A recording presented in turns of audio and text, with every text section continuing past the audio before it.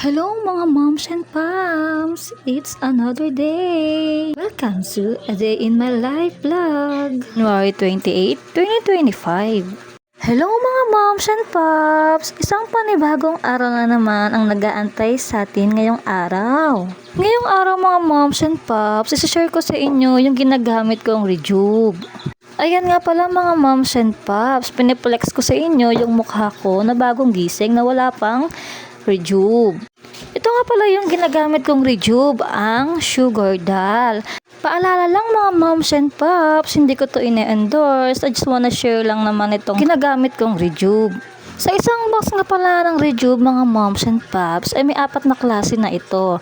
Isang toner, 2 cream, isang morning cream, tsaka yung night cream at yung sabon. Hindi ko na maipiplex sa inyo yung sabon mga moms and pops kasi nga nihiwa-hiwa ko na to ng maliliit. Ganito nga pala yung daily routine ko tuwing umaga pag bagong gising ako mga moms and pops. Ganun din sa gabi kapag matutulog na ako, maghihilamos at magpapahid ng aking Sugar Doll. Dati mga moms and pops, ako yung isang kagaya nyo rin na nagsasana all kasi may kakilala ka, kaibigan, katrabaho na clear skin ang mukha. Kaya thankful ako sa kaibigan at katrabaho ko na nag-endorse sa akin ng ganitong Rejuve. Masasabi ko ang effective at hindi ako nagsisisi dahil sa ginamit ko ito.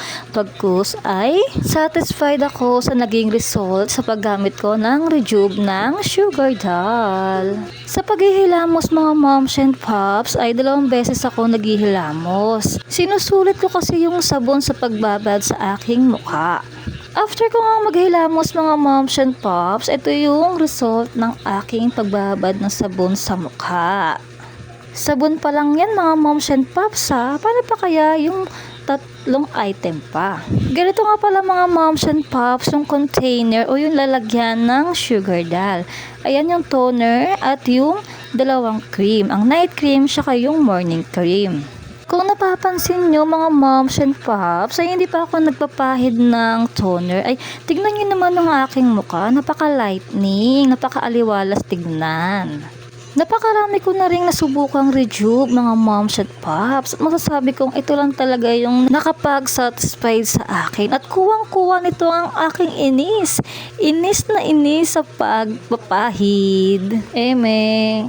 To be honest mga moms and pops ay ako'y talaga'y tigyawatin sa mukha. At kung inyo ang napapansin mga moms and pops ay may mga bakas pa sa aking mukha na dark spot at red mark. Pero to be honest mga moms and pops ay naglight ito nung gumamit ako ng Rejuve ng Sugar Doll. Compare talaga doon sa ginagamit ko dati. Ayan sa video na ito mga moms and pops ay pinapahid ko na yung morning cream. Kayo nang bahalang humusga mga moms and pops. At ayan, i-zoom ko pa yung mukha ko nang makita nyo talaga ang effect ng Sugar Doll. Muli, ako yung nagpapaalala lang mga moms and pops ha, hindi ko ina-endorse itong Sugar Doll. I just wanna share lang sa inyo ang ginagamit kong Rejuve na nakapanghiyang sa akin. Nga pala mga moms and pops, sa TikTok ko lang to binili at kayo na bahala kung saang store nyo bibilhin. Siya mga moms and pops, hanggang dito na lang ang video. Please like and share. At mag-iwan na rin kayo ng bakas mga moms and pops kung hanggang saang lugar na maabot ang aking video. Thank you mga moms and pops. See you in the next video.